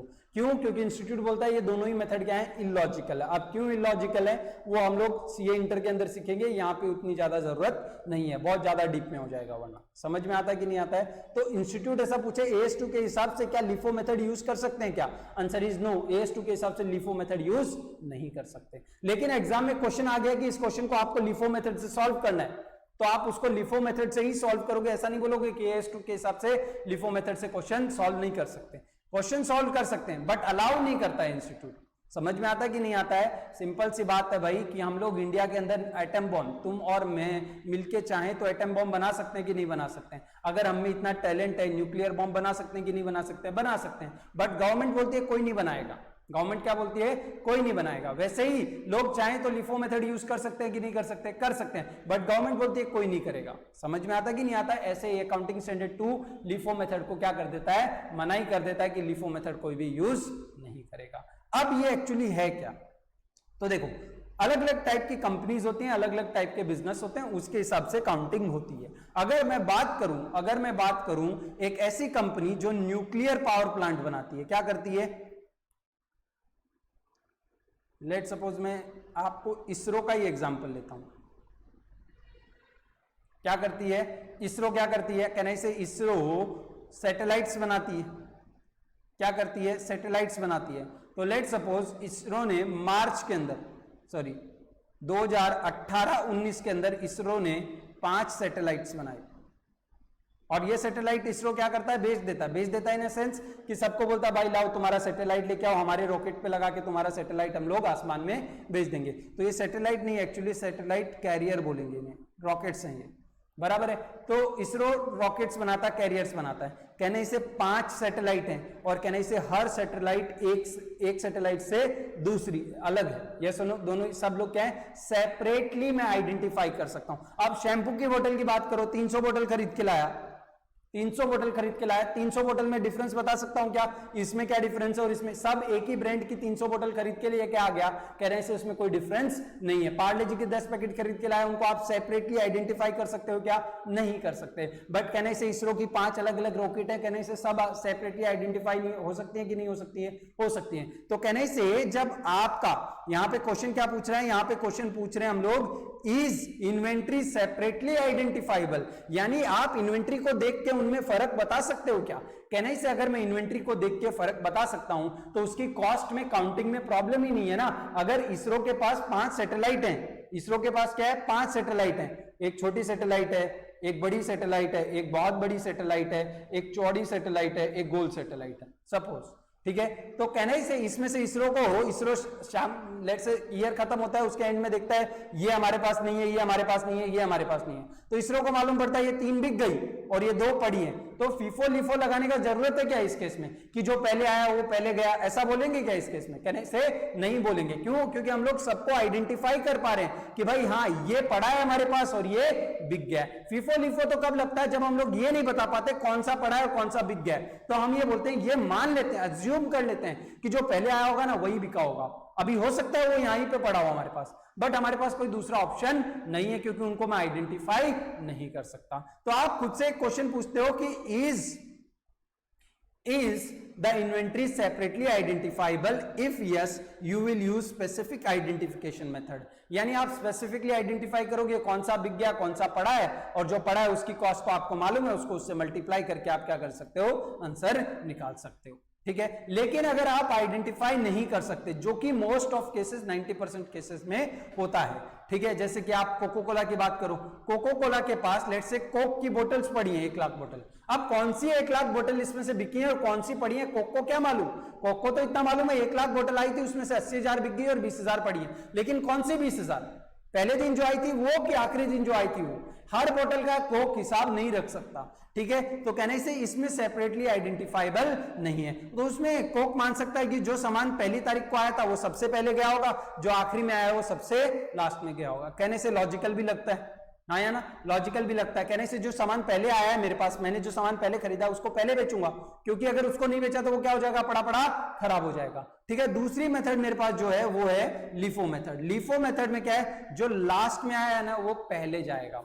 Last in first out, last in first out. समझ में आता है कि नहीं आता है? अब LIFO मेथड कहने से इलॉजिकली लगता है, कौन ऐसा करेगा? नया सामान सबसे पहले बेचता है और पुराने को क्या है, स्टोर करके रखता है। कहने से पुराना सामान जितना दिन इधर पड़ा रहेगा उतना दिन उसकी वैल्यू क्या होती जाएगी, उतना दिन उसकी वैल्यू कम होती जाएगी। यस और नो? तो इसके लिए जो LIFO मेथड है, क्या है? इसके लिए जो LIFO मेथड है कहने से इलॉजिकल लगता है कि नहीं लगता है? कि जो लास्ट में सामान आ रहा है, नया नया सामान पहले बेच रहा हूं और पुराना सामान स्टोर करके रख रहा हूं, अरे ऐसे तो पुराना सामान क्या हो जाएगा, खराब हो जाएगा। इसलिए LIFO method institute of chartered accountants of India allow नहीं करता है। समझ में आता है कि नहीं आता? क्योंकि ये थोड़ा सा इलॉजिकल है। लेकिन कुछ कुछ जगह ऐसी हैं, कुछ कुछ बहुत कम है, 1% भी नहीं है, ठीक है, कुछ कुछ इंडस्ट्री ऐसी है जहां पे LIFO मेथड आपको लॉजिकल लगेगा। आप बता सकते हो कौन सा? कुछ कुछ जगह ऐसी हैं, कुछ कुछ इंडस्ट्रीज बोलूं या बिजनेसेस ऐसे हैं जिसमें आपको LIFO मेथड क्या लगेगा, लॉजिकल लगेगा। देखो कोक के बिजनेस में नहीं लगेगा, क्योंकि कोक का क्या है, 12 महीने का जिंदगी रहता है बोतल का, लाइफ कितनी रहती है, यूजफुल लाइफ 12 महीने रहती है। तो अगर 12 महीने में बेच दिया तो ठीक, वरना एक्सपायर हो जाएगा। तो आप जो पहले सामान आया उसको पहले बेचो ताकि वो एक्सपायर ना हो जाए। तो ऐसे सब इंडस्ट्रीज में तो क्या है, FIFO ही लगेगा, LIFO नहीं लगेगा। और दूसरा कौन सा ऑप्शन है अपने पास? LIFO के अलावा, सॉरी, LIFO कौन से बिजनेस में आपको सुटेबल लगता है? तो देखो जो वाइन इंडस्ट्री होती है ना, वाइन एंड विस्की, यानी बेसिकली अल्कोहल इंडस्ट्री जो है, ठीक है, अल्कोहल इंडस्ट्री जो है उसमें LIFO मेथड ज्यादा, क्योंकि शराब का एक ऐसी चीज है कि शराब जितनी पुरानी होती जाती है उसकी वैल्यू उतनी ज्यादा क्या होती है, बढ़ती जाती है। तो आपके फैमिली में कोई अगर कंज्यूम करता है तो आप एक चीज, अभी सब बड़े हो गए तो हम लोग अल्कोहल की बात कर सकते हैं, बराबर है? तो अगर आप कंज्यूम, आपके घर में कोई करता है तो आप देखोगे कि बॉटल्स पे ऐसा लिखा आता है, ठीक है, आप कभी नोटिस करना, 12 ईयर्स, 10 ईयर्स, 8 ईयर्स, और जैसे जैसे साल बढ़ते हैं ना वैसे वैसे उसकी रेट, सेम ब्रांड है, सेम अल्कोहल है, सेम बोतल है, लेकिन उसका जैसे कोई भी एक एग्जाम्पल लो, मेरे को तो नहीं मालूम है इतना ज्यादा, बट मैंने ऐसा देखा है कि XYZ bottle 8 years 800 rupees, 10 years 1400 rupees, ठीक है, 12 ईयर्स 1900 रुपीज। तो जैसे जैसे साल पुराने होते जाते हैं, जैसे जैसे साल बीतते जाते हैं, जो अल्कोहल होती है उसकी वैल्यू क्या होती है, बढ़ती जाती है। तो अल्कोहल इंडस्ट्री ऐसा चाहती है कि वो क्या यूज करे, वो यूज करे LIFO, लेकिन institute of chartered accountants of India उन्हें भी अलाउ नहीं करता है। समझ में आता है कि नहीं आता है? उसके बाद दो हमारे पास अलग मेथड है, weighted average method and simple average method. अब ये मेथड है ना, हम लोग एक प्रैक्टिकल क्वेश्चन से अगले लेक्चर के अंदर समझेंगे, क्योंकि ये लेक्चर के अंदर अभी अगर मैंने लिया ना तो ये लेक्चर बहुत लंबा हो जाएगा फिर उस केस में, ठीक है। इसके लिए मैं इस लेक्चर में ये सारी चीजें आपके लिए नहीं ले रहा हूं। मालूम पड़ता है कि नहीं पड़ता है? पक्का? तो weighted average and simple average, LIFO, FIFO, इन सब के हम लोग क्या करेंगे, एक सम सॉल्व करेंगे ताकि हमको इसका बेटर आइडिया आ जाए। तो ये था आपका क्या, अकाउंटिंग स्टैंडर्ड 2। ये क्या है आपका अकाउंटिंग स्टैंडर्ड 2। एक बार फटाफट क्या कर लेते हैं, रिवीजन कर लेते हैं कि inventory should be valued at cost और कॉस्ट, लोअर ऑफ कॉस्ट और NRV, नेट रियलाइजेबल वैल्यू या फिर रियलाइजेबल वैल्यू, ठीक है, lower of cost and realisable value, ठीक है। कॉस्ट में दो प्रॉब्लम आती है, एक तो कॉस्ट कैलकुलेशन का और एक काउंटिंग का। तो काउंटिंग में हम लोग खुद से क्वेश्चन पूछते हैं कि भाई अगर हम अलग अलग प्रोडक्ट को आइडेंटिफाई कर सकते हैं तो अलग अलग फिर तो आइडेंटिफाई करके गिन लेंगे, यानी स्पेसिफिक आइडेंटिफिकेशन मेथड। लेकिन अगर नहीं कर सकते, FIFO, LIFO, weighted average and simple average method use कर सकते हैं। लेकिन उसमें LIFO और सिंपल एवरेज इंस्टीट्यूट अलाउ नहीं करता है, AS2 अलाउ नहीं करता है। कॉस्ट में हमारे पास दो मेथड है, एक हिस्टोरिकल और एक नॉन हिस्टोरिकल। हिस्टोरिकल कॉस्ट में हमारे पास अब्जॉर्प्शन कॉस्टिंग करके एक मेथड है, जिसमें आज तक हमारे इन्वेंट्री को इस प्रेजेंट कंडीशन और लोकेशन पे लाने के लिए जो डायरेक्टली एक्सपेंस खर्चे हुए हैं उन सबको हम ऐड करेंगे और टोटल नंबर ऑफ यूनिट से डिवाइड कर देंगे तो हमें मिलेगा कॉस्ट पर यूनिट। यस और नो? और कॉस्ट ऑफ इन्वेंट्री के लिए हम कॉस्ट पर यूनिट को मल्टीप्लाई कर देंगे इन्वेंट्री से। मालूम पड़ता है कि नहीं पड़ता है? इन्वेंट्री, अनसोल्ड इन्वेंट्री से, बराबर है। उसके बाद हमारे पास दो मेथड और है, कौन से, रिटेल प्राइस मेथड या फिर जिसका दूसरा नाम एडजस्टेड सेलिंग प्राइस मेथड भी है, और इसको हम लोग क्या बोलते हैं, स्टैंडर्ड कॉस्ट। दूसरा एक मेथड हमारे पास कौन सा है, स्टैंडर्ड कॉस्ट मेथड। लेकिन ये दो मेथड हम तभी यूज कर सकते हैं जब हमारे पास अब्जॉर्प्शन कॉस्टिंग मेथड नहीं पॉसिबल है। वो कब पॉसिबल नहीं होगा, आग लग गई है, इनकम टैक्स वाले डॉक्यूमेंट उठा ले गए हैं, हम लोग विजिट नहीं कर पा रहे हैं, पेपर्स नहीं है, इनकम्प्लीट है, बाढ़ में बह गए, इन सब कारणों की वजह से अगर आप एब्जॉर्प्शन कॉस्टिंग नहीं यूज कर पा रहे हो तो आप स्टैंडर्ड कॉस्टिंग या रिटेल प्राइस मेथड यूज कर सकते हो। उसके अलावा एनआरवी कैसे निकालते हैं, तो बोलते हैं सेल्स प्राइस में से सेल्स माइनस कर दो। देखो वर्ड क्या है, रियलाइजेबल वैल्यू, यानी कितना मिलेगा, तो सेल्स मिलेगी आपको ठीक है, उसमें से आप माइनस कर दो, इसको बेचने के लिए जो खर्चा होगा वो तो कहने से आपको पे करना पड़ेगा, ये आपको मिलने वाला नहीं है, तो सेल्स में से सेल्स का खर्चा माइनस कर दो, और इसको सेल को करने के लिए सामान तो बनाना पड़ेगा ना पूरी तरह से, ठीक है, तो आप कॉस्ट येट टू इनकर यानी जो cost yet to complete the product है उसको भी लेस कर दो, जो बचेगा वो आपका क्या होगा, रियलाइजेबल वैल्यू होगा। तो ये आपका क्या हुआ, अकाउंटिंग स्टैंडर्ड 2 हुआ, और ऐसा बोल सकता हूं कि पूरा का पूरा जो आपका इन्वेंट्री का चैप्टर है वो पूरा का पूरा चैप्टर इस चार्ट में यहाँ पे कवर्ड अप है। बस इसमें क्या कवर अप नहीं है, तो इसके अंदर कवर अप नहीं है, तो प्रैक्टिकल क्वेश्चंस वो हम लोग कल से स्टार्ट करेंगे। आज के लिए इतना हमारे लिए क्या है, काफी है। तो हम लोग कल मिलते हैं, कल हम लोग इस सेशन में आगे बढ़ेंगे। इसका मैं आपको एक स्क्रीनशॉट भी भेज दे रहा हूं ग्रुप के अंदर, ठीक है, और आप इसको अपनी नोटबुक में हाथ से लिखोगे भी, इसको वर्टिकल पेज ले और उस पर क्या करोगे, आप लिखोगे। तो कल मिलेंगे और कल हम लोग स्टार्ट करेंगे क्या, इस चैप्टर के प्रैक्टिकल क्वेश्चंस।